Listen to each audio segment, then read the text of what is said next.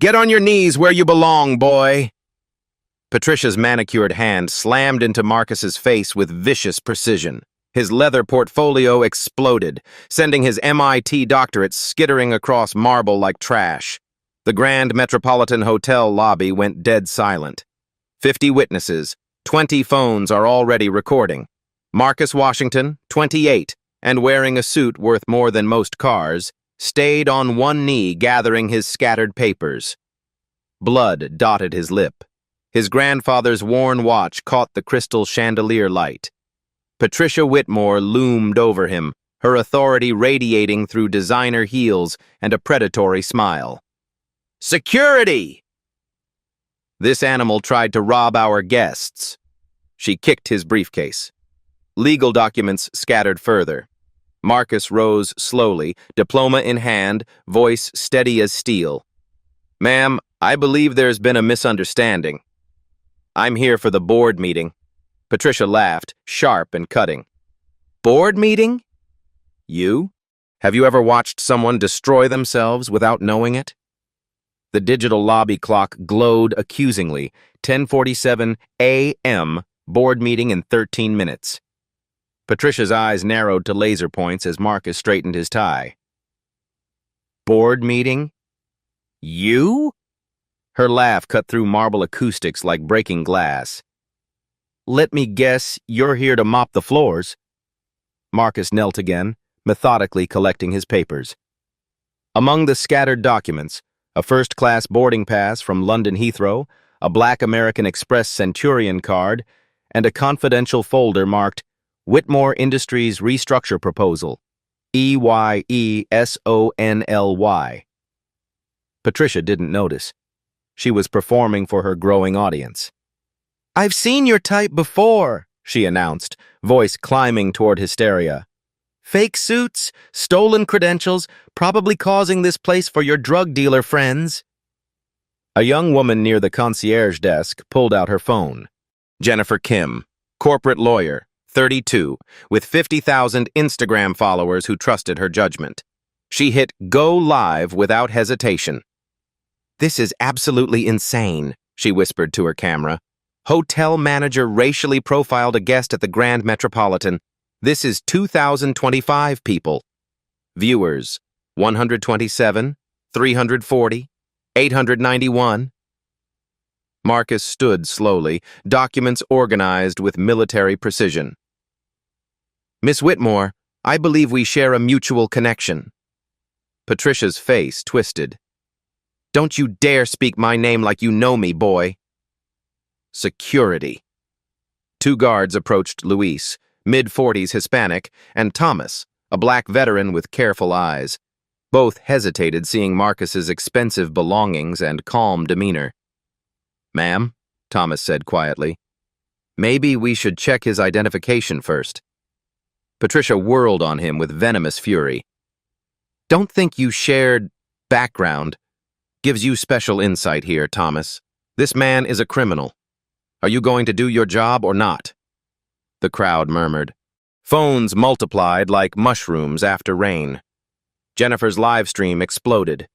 Viewers, 2,847, 4,203, 7,891. Comments flooded her screen. "This is textbook discrimination. Someone call the police on her." "Recording everything for evidence." Marcus pulled out his iPhone, not frantically, but with deliberate calm. The screen showed an unread text. "Dad, hope your first day goes smoothly. The board's excited to meet you finally." He typed back, "Running a few minutes late. Handling some hotel business. 10:50 a.m. "Sir," Luis ventured carefully, "could you show us some ID?" "Just to clear this up," Patricia exploded. "No! I don't care what fake documents he has. Look at him. This is exactly how they operate. Expensive clothes, confident attitude, probably rehearsed this whole routine." She grabbed Marcus's arm roughly, her manicured nails digging through his jacket. "I'm calling the police. Grand theft, trespassing, probably armed robbery." Marcus didn't resist, but his voice carried new authority. "Ms. Whitmore, before you make that call, you might want to check the morning news." Whitmore Industries just announced their new strategic development director. "So what?" Patricia snarled. "He starts today. Board meeting at 11. The crowd pressed closer. Jennifer's audience hit 15,000 viewers, her phone battery at 67% and dropping. Patricia's Uncle James Mitchell, CFO and board member, emerged from the elevator checking his phone with a growing alarm. His silver hair was perfectly styled, but his expression showed pure panic. "Patricia!" he called out sharply. "What's this about a racial incident?" "Our PR department is melting down Twitter mentions through the roof. Stock price dropping." "Uncle James, thank God!" Patricia turned, relief flooding her features.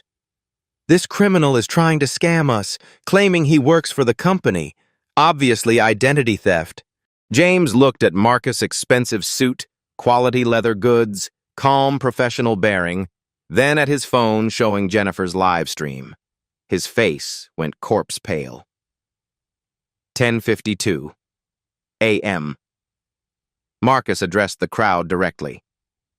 "Ladies and gentlemen, I understand Ms. Whitmore's protective instincts. Her family built this company from nothing, but she's making assumptions that will cost more than she realizes." "Assumptions?" Patricia's voice cracked with indignation. "I know criminals when I see them." "How do you know about my family?" she demanded suddenly, suspicion replacing rage. Marcus's smile was winter cold. "Ma'am, I've studied every Whitmore property for the past 18 months. Your great-grandfather started with one hotel in 1923. Your grandmother Margaret expanded to 5 locations. Your father runs the corporation while you manage the flagship." The live stream audience swelled. 23,847 viewers, 31,203, 45,672. "Studied us." Patricia grabbed his wrist, her grip desperate. "You're a stalker! Security! Arrest him for harassment!" Marcus didn't pull away. "Ms. Whitmore, I studied your family because I'll be working very closely with them. Starting today, 10:54 a.m. "Working with us?" James Mitchell pushed through the crowd, his phone buzzing incessantly. "Sir, I think there's been a misunderstanding." "No misunderstanding," Marcus replied. "Just poor timing." Patricia sensed the shift but doubled down. "Uncle James, don't let him manipulate you. This is exactly how con artists operate. They research their targets, use inside information." Her voice rose to near shrieking. "Look at him! Does he look like executive material to you?" The lobby went dead silent. 50 people held their breath. 20,000 viewers waited.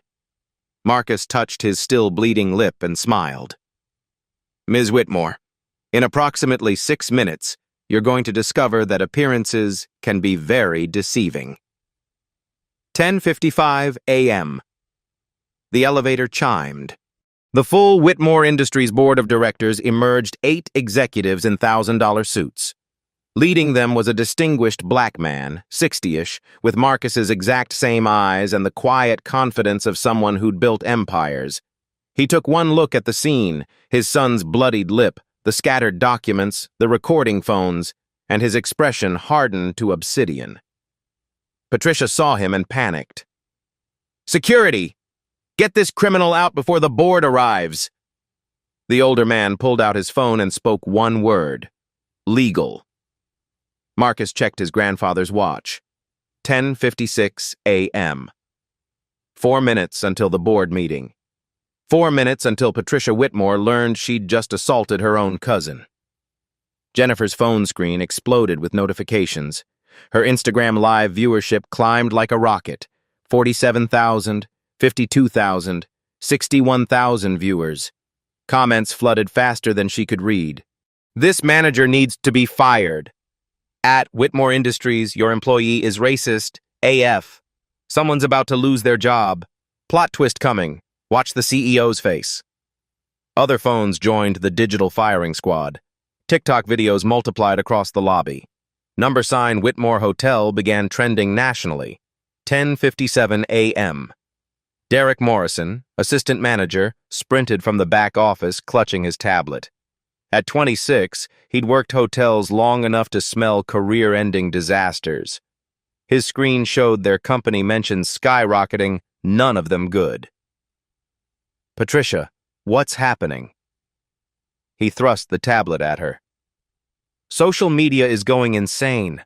Our Twitter mentions jumped 300% in 5 minutes. Patricia cut him off with a violent gesture. "This criminal tried to infiltrate our board meeting. He's probably planning to rob everyone." Derek studied Marcus' pressed suit, expensive watch, calm demeanor, then Patricia's flushed face and the wall of recording phones. "Ma'am," Derek said carefully, "maybe we should handle this privately." "No!" Patricia's voice shattered against marble walls. "I won't let political correctness stop me from protecting this hotel. Call 911. Now." The corporate panic. James Mitchell pushed through the crowd, his phone buzzing like an angry wasp. Text messages flooded his screen. Board member Sarah Lane. "James, what's this video about racial profiling?" "PR director, stock down 2%. I need a statement immediately." "Legal department, potential liability exposure. Advise immediate damage control." "Patricia," James called out, his voice strained. "We need to talk. The board is asking questions." "Uncle James!" Patricia spun toward him, desperation bleeding through her authority mask. "This man is dangerous." "He's been stalking our family, gathering intelligence." "Intelligence?" James looked at Marcus again, noting the first-class boarding pass visible among his papers, the Centurion card, the confident posture despite being assaulted. The growing audience. Around the lobby, the crowd swelled.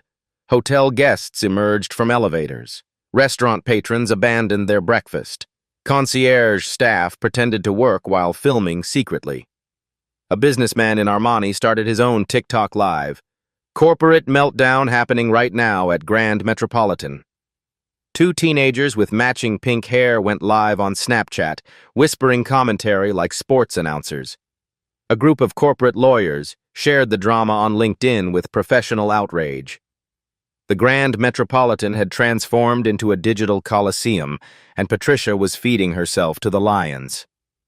The viral explosion. Jennifer's audience exploded. 78,000, 91,000, 107,000 viewers. Her battery, 34% and falling. "This is unreal," she whispered to her camera. The CEO just walked in and his expression, "Guys, something massive is about to happen. The tension in here is insane." Cross-platform sharing accelerated the chaos. Twitter, hashtag Whitmore racism trending in 12 countries. TikTok, hashtag Hotel Karen, videos multiplying exponentially. Facebook, corporate groups sharing with shocked emoji reactions. Reddit, live threads dissecting every detail, frame by frame. YouTube, commentary channels preparing emergency videos. Stock trading algorithms noticed the social media surge. Whitmore Industries stock dropped another 1.5 percentage points in real time. 10:58 a.m. Marcus checked his grandfather's watch, the worn leather band hiding secrets Patricia couldn't imagine. Inside the strap, barely visible unless you knew to look, were engraved initials. R.W.W. Richard William Whitmore, the founder. 2 minutes, Marcus murmured, his voice carrying newfound authority. "What did you say?" Patricia demanded, her pitch climbing toward hysteria. 2 minutes until the board meeting starts. I prefer punctuality on my first day." Patricia laughed, but the sound cracked like breaking glass. "First day? You're insane. Security, why haven't you removed this delusional criminal?" Thomas, the black security guard, shifted uncomfortably. "Ma'am, he hasn't actually done anything illegal." "Hasn't done anything?" Patricia screamed, spittle flying. "He's trespassing." "He's impersonating a company employee." He's probably armed. The family arrives.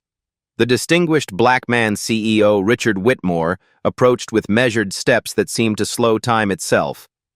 His board members flanked him like a corporate phalanx, 8 executives worth collectively over $2 billion. Each face showed the same expression, horror at what they were witnessing. Patricia saw them coming and played her final fatal card. "Mr. Whitmore," she called out, relief flooding her voice like a broken dam. "Thank God you're here. This criminal has been impersonating one of our employees." Richard Whitmore's eyes never left his son's bloodied lip. "Claiming he works for us, probably planning to rob the board meeting or worse." Richard's jaw muscles tightened like steel cables. "I've single-handedly protected the hotel and our guests from this obvious threat to public safety." Richard pulled out his phone and speed-dialed.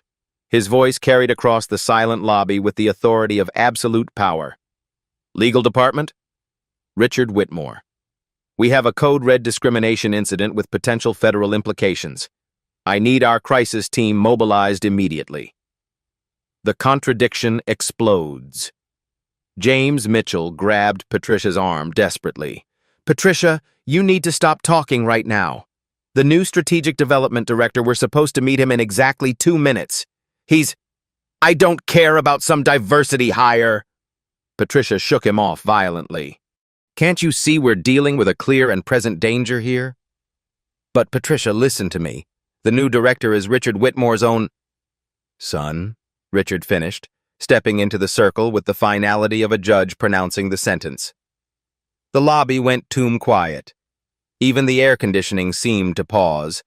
Patricia's face cycled through confusion, denial, and dawning horror like a broken kaleidoscope.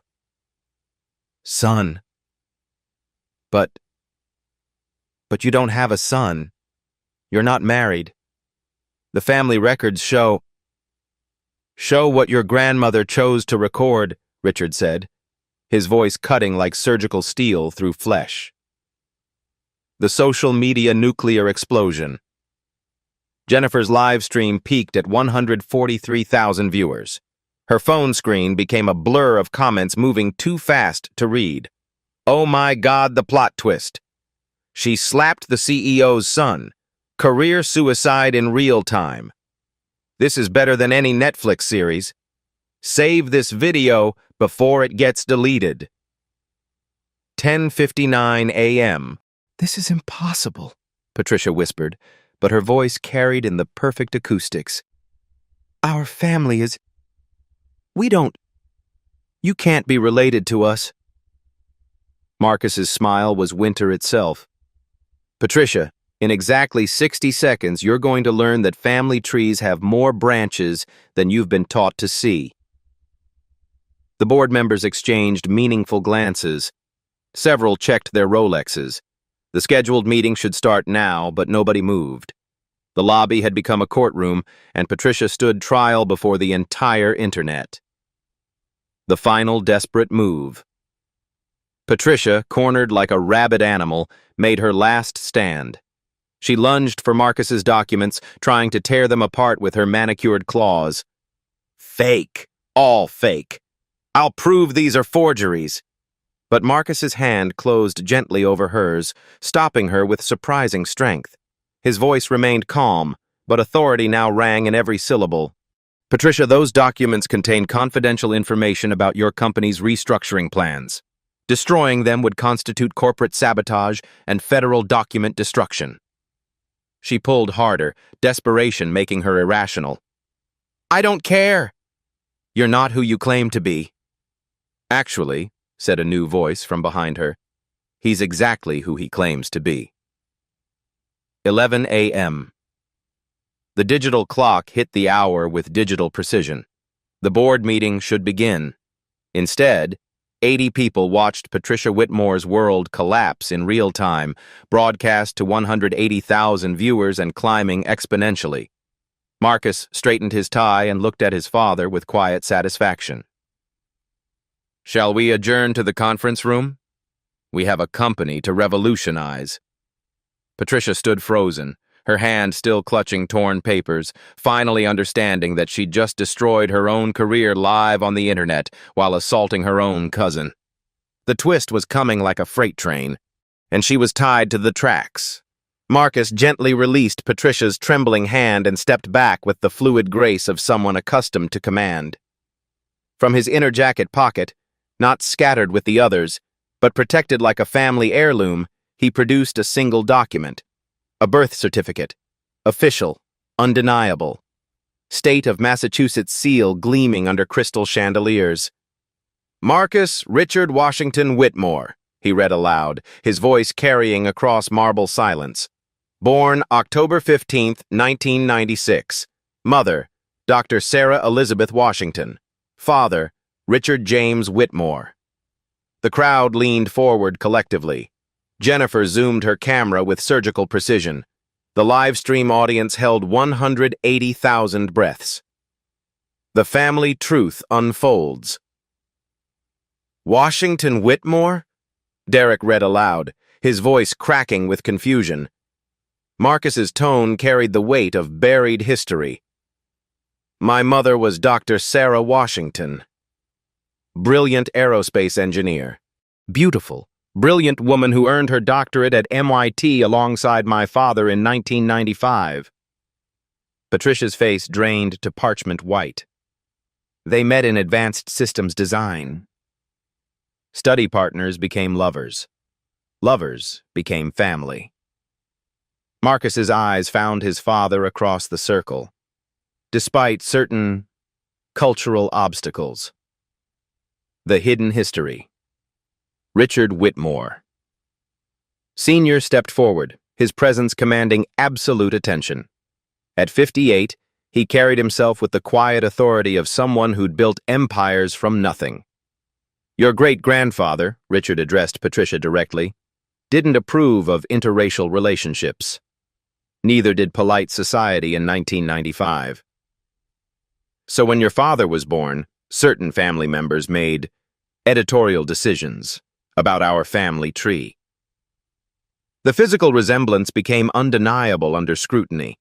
Same intelligent eyes, same confident jawline, same way of holding themselves like they owned whatever room they entered. Son, Richard said simply, the word carrying decades of pride and protection. Dad, Marcus replied, the familial warmth breaking through his professional composure for just a moment. The crowd's awakening. Phones captured everything with documentary precision. The Whitmore Industries CEO featured on Fortune covers, known internationally for corporate turnarounds, standing beside the young man Patricia had just brutalized. Jennifer's live stream exploded past 200,000 viewers. Comments became a digital avalanche. Holy shit, the plot twist of the century. She just assaulted the CEO's son. This is the most insane thing I've ever witnessed. Someone call Netflix. This is better than any series. Career-ending mistake in real time. Patricia's world collapses. Cousin? Patricia's voice cracked like thin ice. But the family genealogy? Grandma Margaret never mentioned. Your grandmother Margaret was a complicated woman, Richard said, his tone measured but steel-edged. Progressive in business, traditional in other areas. When she learned about her father's black grandson, she chose selective memory. Marcus added with deadly quiet, I've known about our family connection for 7 years. Since my freshman year at MIT, when I researched our family history for a genetics project. He opened his protected portfolio, revealing not just his doctorate, but a treasure trove of family evidence. A faded photograph from 1996. Richard Sr. in a hospital gown, holding a newborn baby. Wedding photos from 1995. Richard and a stunning black woman in white, both radiating joy. Marcus's Harvard MBA diploma, cum laude Whitmore Industries employment contract, signed 3 months ago, original hotel blueprints from 1923, annotated in his great-grandfather's handwriting, the generational secret. This is my great-grandfather, Marcus said, pointing to a distinguished black man in the 1920s formal wear. Richard William Whitmore. He didn't just work for your great-grandfather, he was his business partner. Patricia stared at the photos like they were written in alien language. They built the first Whitmore Hotel together. Equal partners, best friends, then family, when my grandfather married your great-aunt Catherine in 1952. The evidence mounts. Marcus continued his devastating revelation. Your great-grandfather left detailed journals. I've read every page. The partnership, the friendship, the family connections, all documented until 1965, when the civil rights movement made certain family members uncomfortable with their black relatives. He produced another document, great-grandfather's will, original copy. He left 40% of the company to his black partner's family line. That inheritance was redirected after his death. James Mitchell's face went ashen. As CFO, he knew exactly what those redirected inheritances meant in legal terms. The corporate bomb. That's why I specialized in hospitality management, Marcus explained, his voice carrying newfound authority. Why I studied every Whitmore property, every financial report, every corporate structure. I wanted to understand my heritage before I claimed it. Richard Sr. added with paternal pride, Marcus spent 2 years preparing for this role. Not because of family connections, but because he's the most qualified candidate we interviewed. The live stream moment of truth. Jennifer, still broadcasting to her massive audience, whispered, "This is absolutely unreal." The woman who just racially profiled and assaulted this man is his own cousin, at his own family's hotel, on his first day as an executive. Views climbed past 250,000. Major news outlets began picking up the stream. Hashtag Whitmore Justice started trending globally. The deadly recognition. Patricia stared at the photos, the documents, the undeniable DNA evidence written in bone structure and eye color. Around her, the crowd watched her world implode in real time. Board members shook their heads in professional disgust. Hotel staff looked mortified. Guests filmed with the hunger of people witnessing history. Marcus extended his hand to her, the same hand she'd attacked minutes earlier. His gesture carried impossible grace. "Patricia," he said with quiet dignity, "I came here hoping we could work together. The family business needs fresh perspectives, modern thinking, and authentic inclusion. I have ideas that could revolutionize how Whitmore properties serve all communities." She stared at his outstretched hand like it might bite her. The final twist. "But there's one more thing you should know," Marcus said, his voice dropping to barely above a whisper. The lobby leaned in collectively. "I'm not just strategic development director." His smile carried the weight of 7 years planning. "Dad promoted me to Chief Inclusion Officer last week, which means I now oversee all hiring, firing, and disciplinary actions related to workplace discrimination." Patricia's knees nearly buckled. You can't." "I can," Marcus said simply. "And given what just happened here, broadcast to 250,000 people, we need to have a very serious conversation about your future with this company." 11:02 a.m. The board meeting was officially late, but nobody cared. The lobby had become a courtroom, social media had become the jury, and Patricia Whitmore stood convicted by her own actions. Marcus looked at his father with quiet satisfaction. "Shall we discuss the company's new direction?" "I believe we have some policies to implement immediately." The twist was complete. The victim had become the judge, and justice was about to be served with corporate precision. Marcus opened his laptop with the fluid motion of an executive taking control. The MacBook Pro's screen cast blue light across his composed features as he transformed from victim to corporate strategist in seconds. "Patricia, you asked about credentials," he began, his voice carrying new authority that made seasoned board members straighten their spines. "Let me show you some numbers that will clarify exactly who belongs where." The data strikes. First, His fingers moved across keys with surgical precision. The laptop screen displayed a comprehensive presentation. Whitmore Industries, the hidden cost of exclusion. Ladies and gentlemen, Marcus addressed the crowd, what you witnessed today isn't an isolated incident. It's a systemic problem costing us millions. Slide 1. Market Penetration Analysis. Whitmore hotels currently capture only 8.3% of the minority business travel market, worth $63.7 billion annually, according to the Global Business Travel Association. His voice carried the confidence of someone who'd memorized every statistic. Patricia, still shell-shocked, stammered, "How could you possibly know our internal market data?" Marcus's smile was winter-sharp. "Because I'm the Director of Strategic Development. I've spent 8 months analyzing every weakness in our competitive position." The board members exchanged meaningful glances. These weren't public numbers. "Furthermore," Marcus continued, "our guest satisfaction scores among minority travelers average 2.3 out of 5 stars. Industry standard is 4.1 stars. That's a systematic failure." Slide 2. Competitive disadvantage. Our competitors dominate markets we've abandoned through cultural short-sightedness. He clicked to the next slide. Hilton captures 31% of minority business travel. Marriott, 28%. Hyatt, 24%. We're dead last among luxury chains. Richard Sr. nodded grimly. The numbers don't lie. Marcus continued with devastating precision. The Diversified Corporate Alliance represents 1,247 companies with combined annual travel budgets of $847 million. How many currently contract with Whitmore Properties? He paused for effect. 0. They blacklisted us 3 years ago after a discrimination incident at our Chicago location. The revenue hemorrhage.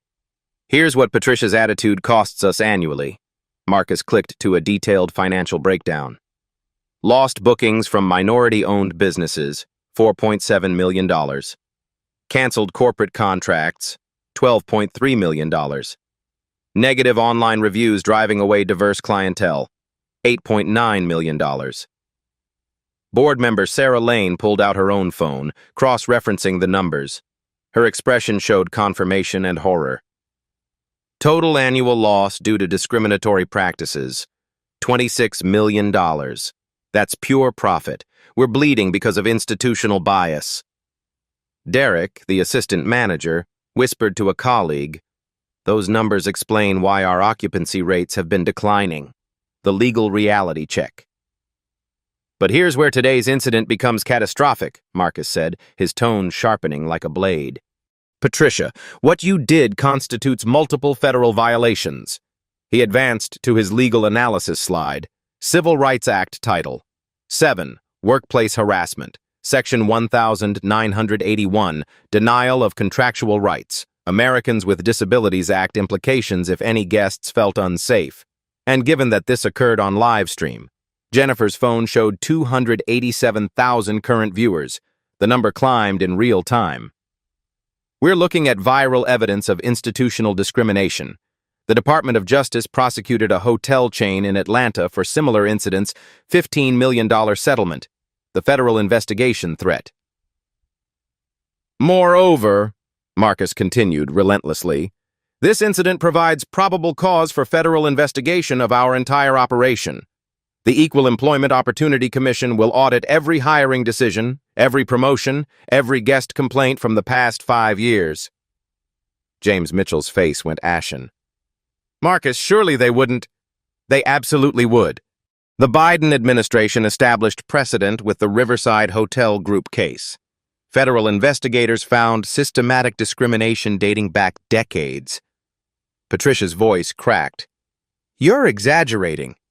It was just one incident. One incident caught on camera, Marcus corrected. How many others weren't recorded? The financial devastation. Marcus pulled up real-time data. Company stock has dropped 6.2% in the last 90 minutes. That represents $47 million in market capitalization gone. He clicked again. But the long-term damage will be exponentially worse. Boeing just canceled their corporate housing contract worth $3.2 million annually. Goldman Sachs is reviewing their vendor relationships. Microsoft's travel department sent a formal inquiry about our diversity commitments. The crowd murmured. Those were major corporate clients. James Mitchell's phone buzzed incessantly. Marcus is right. Legal estimates, defense costs alone at $5 to $8 million, not counting settlements or business losses. The social media nuclear fallout. The viral video has been viewed 2.3 million times across platforms in under 2 hours, Marcus continued relentlessly. Engagement rate, 89%. Sentiment analysis, 94% negative toward Whitmore Industries. He showed the devastating social media metrics. Twitter, #Whitmore Racism trending in 23 countries. LinkedIn, 847 corporate executives sharing with outrage TikTok. #Hotel Karen videos exceeding 5 million views. Reddit, front page threads calling for boycotts. Instagram, influencers with combined 50 million followers posting condemnation. The NAACP issued a statement 30 minutes ago. The Urban League is organizing protests at all our properties. Jesse Jackson's office called our PR department twice. The celebrity amplification. Marcus clicked to another devastating slide. Celebrity social media responses in the last hour. The screen showed screenshots. Oprah Winfrey, this is exactly why we need corporate accountability. Tyler Perry, boycotting Whitmore hotels until they address this. Ava DuVernay, in 2025, this is still happening. Unacceptable. Combined follower reach, 78 million people, all calling for boycotts. Patricia staggered backward. This can't be happening. The partnership bomb. But here's what truly demonstrates your ignorance, Marcus said, his voice carrying deadly calm. The partnerships I've spent 6 months developing. He clicked to his final slide, revenue projections that made board members lean forward hungrily. The Marcus Washington Inclusion Initiative represents $73 million in confirmed new business over 3 years. Partnerships with historically black colleges, minority-owned corporations, diversity-focused conferences. Richard Sr. stepped forward with paternal pride. Marcus brought us the National Bar Association Conference 2,400 attorneys, $1.8 million in bookings. The Congressional Black Caucus Annual Meeting, $2.1 million. The National Medical Association Convention, $3.7 million. All conditional, Marcus finished, on authentic commitment to inclusion and equality. The corporate testimonials. Marcus clicked again. Letters of intent from Fortune 500 companies. The screen showed official letterheads. Apple Inc. Pending diversity audit completion. Google. Contingent on inclusive workplace certification. Netflix. Subject to anti-discrimination policy implementation. Total value of pending contracts, $127 million over 5 years, all hanging in the balance because of incidents like today. The ultimatum. Marcus closed his laptop and looked directly at Patricia with the calm authority of someone holding all the cards. Here's your situation, cousin. Option 1. You voluntarily take administrative leave for comprehensive sensitivity training. We implement company-wide inclusion policies. We salvage what we can from today's catastrophe. Patricia's eyes flashed with remaining defiance. You can't force me out of my own family's business! The nuclear option. Marcus's expression didn't change by a millimeter. Option 2.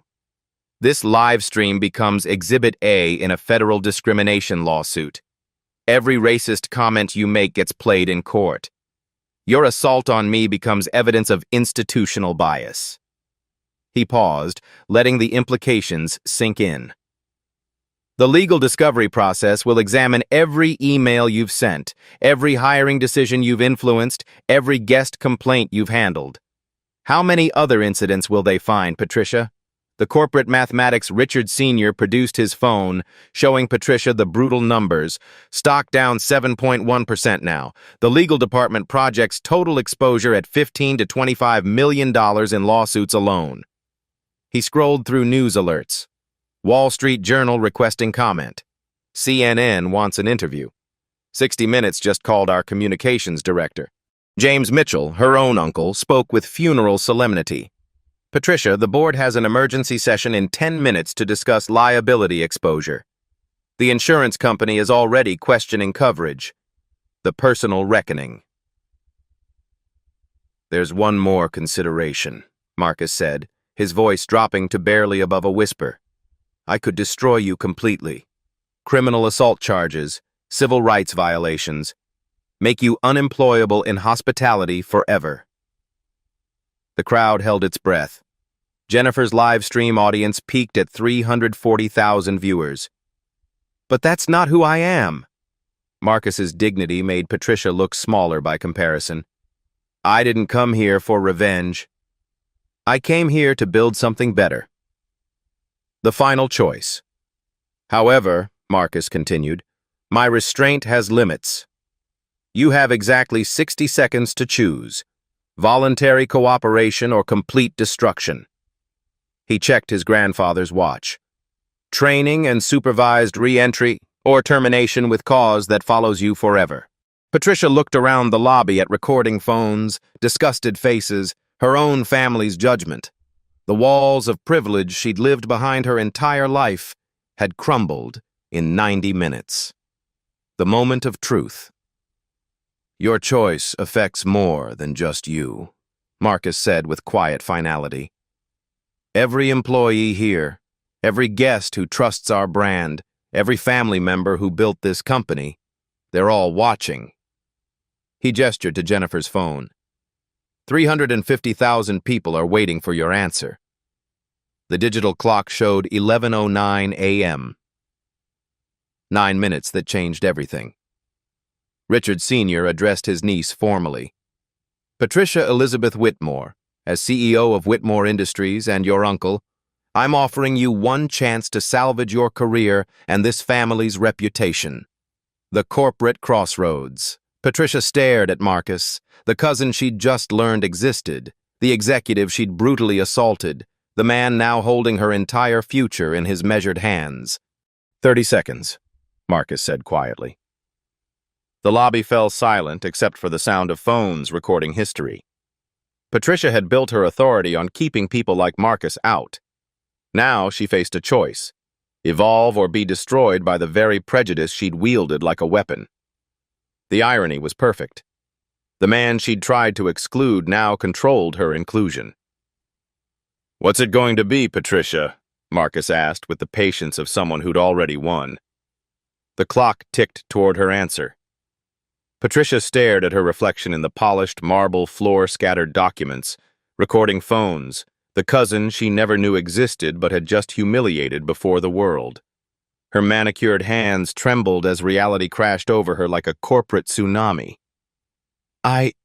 She began, then stopped. Her voice cracked like breaking glass. I need the training. The crowd released a collective breath they'd been holding for 90 minutes. Marcus nodded once, professionally, without triumph or vindication. Smart choice, Richard Sr. said with the authority of someone who'd built empires. James, please escort Patricia to HR immediately for administrative leave paperwork. The immediate consequences. As Patricia walked toward the elevator, her designer heels echoing like a funeral march, Marcus addressed the mesmerized crowd. Ladies and gentlemen, thank you for witnessing this difficult but necessary moment. What you saw today demonstrates exactly why systematic change is essential. Jennifer ended her live stream after 4.7 million total views, but not before asking, Marcus, what happens next for Whitmore Industries? Justice, Marcus replied simply. And then, progress. The emergency board session. Within minutes, the marble lobby transformed into an impromptu corporate war room. Marcus reopened his laptop and projected onto the hotel's massive display screen, turning the public space into a boardroom. Effective immediately, Whitmore Industries implements the following emergency measures, Marcus announced with the authority of someone who'd prepared for this moment for months. Reform 1. The Inclusion Monitoring System. Every guest interaction at every Whitmore property will be monitored by AI-powered bias detection software developed by Microsoft's inclusion team. Marcus showed the sophisticated interface on screen. Discriminatory language triggers immediate supervisory intervention. Guest complaints route directly to corporate inclusion officers. Response time guaranteed within 30 minutes, not 30 days. Board member Sarah Lane leaned forward, impressed. The technology exists? Beta testing completed last month at our competitor Marriott. Results showed 89% reduction in discrimination complaints. Reform 2. Executive Accountability Protocol. All management-level employees undergo monthly inclusion certification with required passing scores. Failure results in immediate suspension pending additional training. Richard Sr. added with steel in his voice. This applies to family members equally.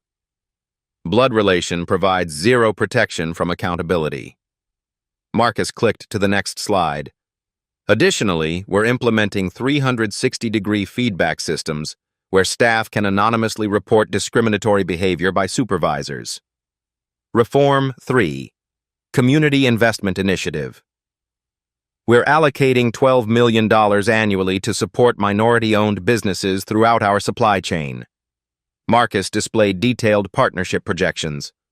Local suppliers, minority contractors, Black-owned catering companies, diverse marketing agencies. Every property must source a minimum 35% of services from historically underrepresented businesses. Derek, now acting manager, raised his hand. What about existing vendor contracts? Grandfathered for 6 months, then subject to competitive bidding that prioritizes diversity without compromising quality.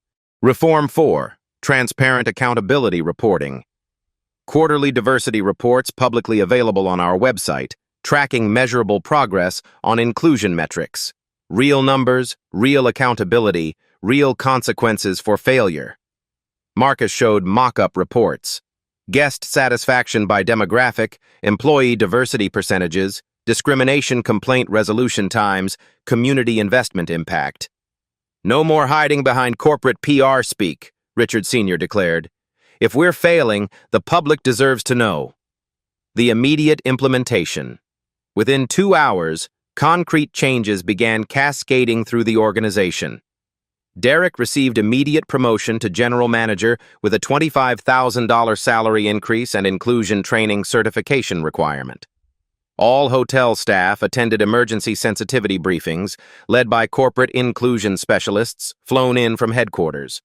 A dedicated inclusion hotline went live with 24/7 staffing by trained counselors. The guest services manual underwent complete rewriting by diversity consultants. Marcus established video calls with all 47 Whitmore properties worldwide, personally explaining the new standards to every general manager. The Legal Resolution Framework. Marcus addressed the legal implications with surgical precision. Given Patricia's cooperation and commitment to genuine change, we won't pursue criminal assault charges.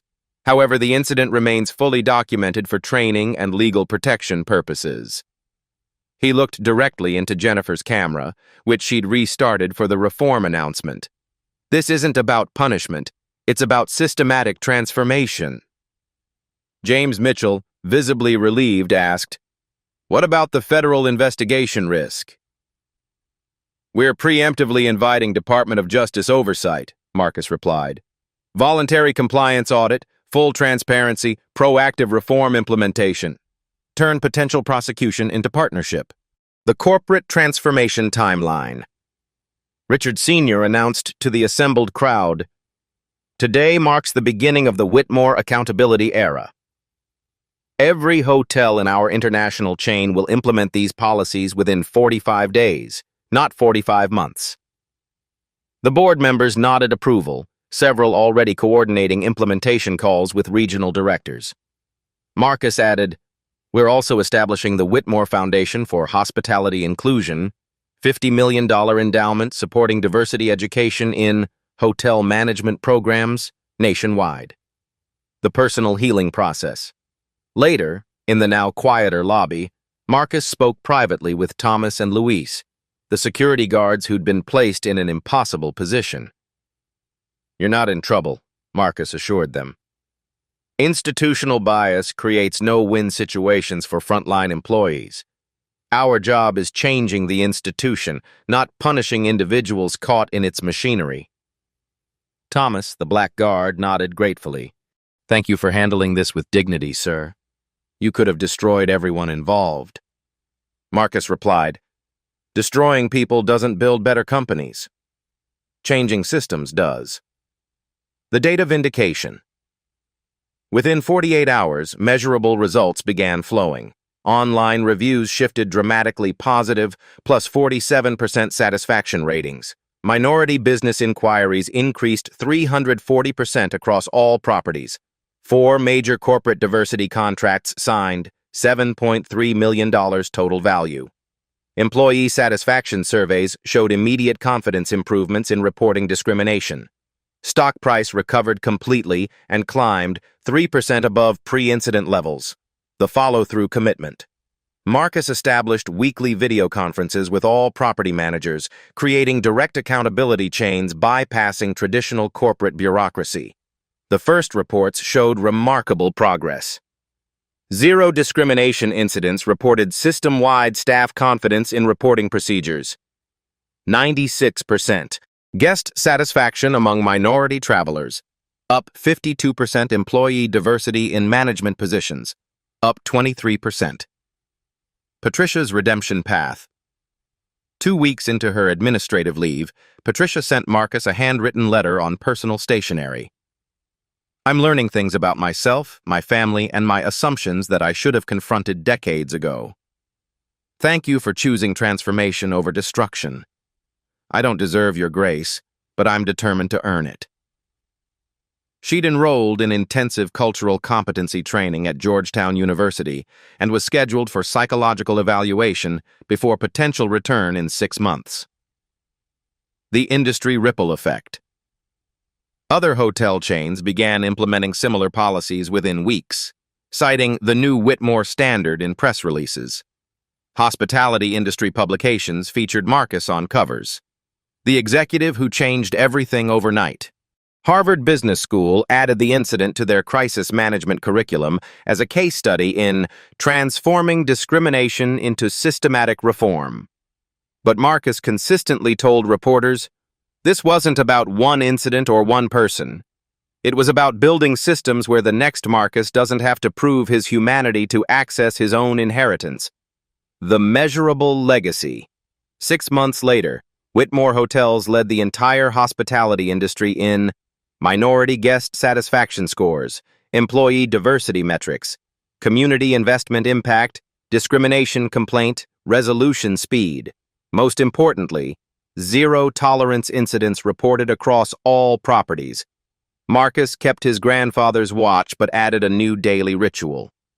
Every morning at 10:47 a.m., the exact time Patricia first assaulted him, he reviewed inclusion reports from all Whitmore locations.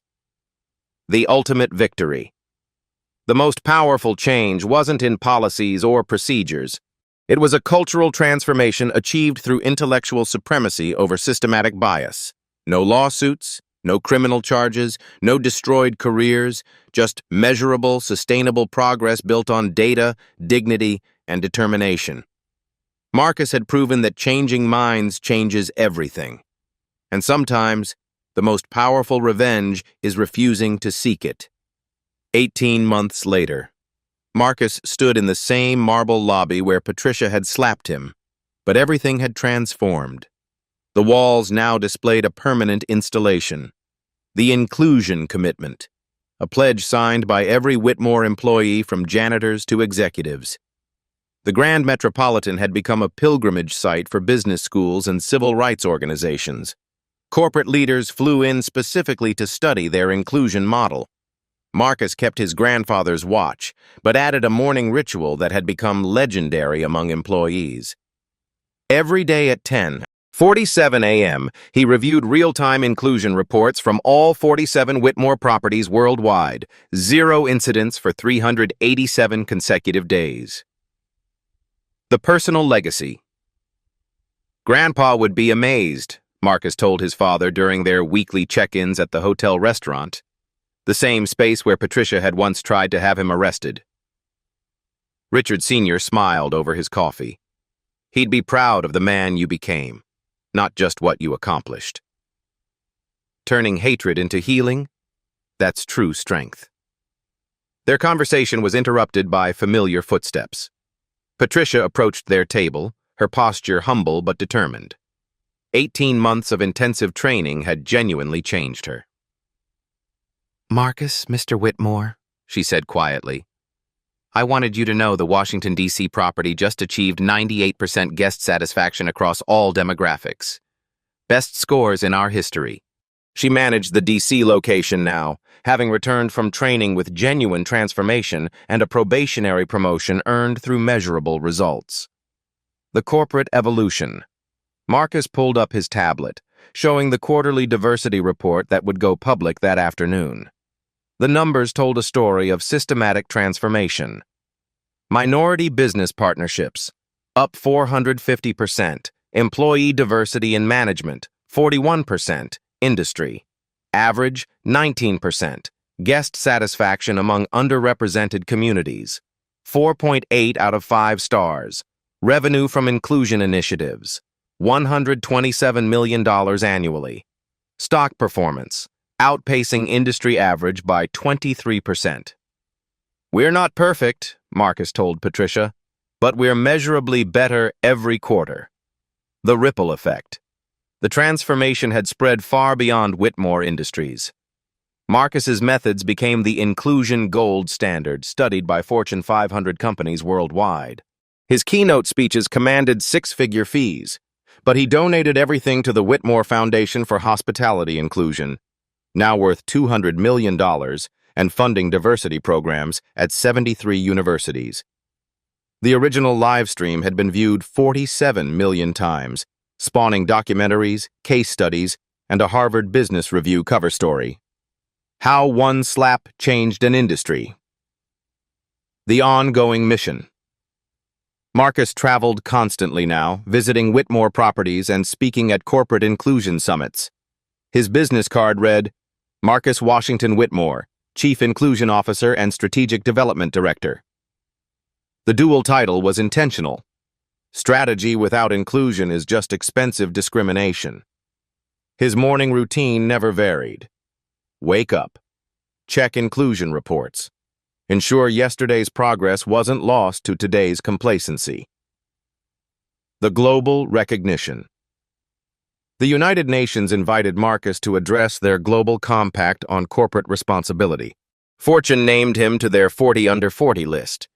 The NAACP honored him with their Corporate Leadership Award. But the recognition that mattered most came from Whitmore employees, a 97% approval rating on anonymous surveys asking, "Do you feel valued regardless of your background?" The viewer challenge. Marcus often ended his corporate speaking engagements with the same challenge that had become his signature. Patricia wasn't uniquely evil. She was predictably biased. The question isn't whether prejudice exists in your organization. The question is, what systems do you have to interrupt before it destroys lives and profits? He'd pause, letting that sink in. Every company has a choice: evolve proactively or be forced to evolve reactively. We chose evolution. What will you choose? Your role in this story. Have you witnessed discrimination that went unchallenged? Have you seen someone's potential dismissed because of their appearance? Have you remained silent when you could have spoken up? Marcus's story isn't just about one family's hotel chain. It's about every workplace, every interaction, every moment when someone's humanity gets questioned based on assumptions rather than actions. The call to action. Share your stories in the comments below. When have you witnessed workplace discrimination? How can companies better support inclusive environments? What would you have done in Marcus's situation? Your story matters. Your voice creates change. Subscribe to Black Voices Uncut for more stories of professionals who transformed discrimination into systematic progress. Because change doesn't happen in boardrooms. It happens when ordinary people refuse to accept inequality as ordinary. The final message. Marcus keeps one framed photo on his office desk. The scattered documents from that brutal morning, positioned beside the signed inclusion commitment from 18 months later. Every ending, he tells visitors, is just a beginning wearing a disguise. The slap that echoed through marble halls became the sound that awakened an entire industry. His grandfather's watch still ticks at his wrist. A reminder that time moves forward, but progress requires intention. What sound will your story make? What change will you create when facing your own moment of choice? The next chapter is yours to write. Share this story. Subscribe for more. Let's build inclusion together.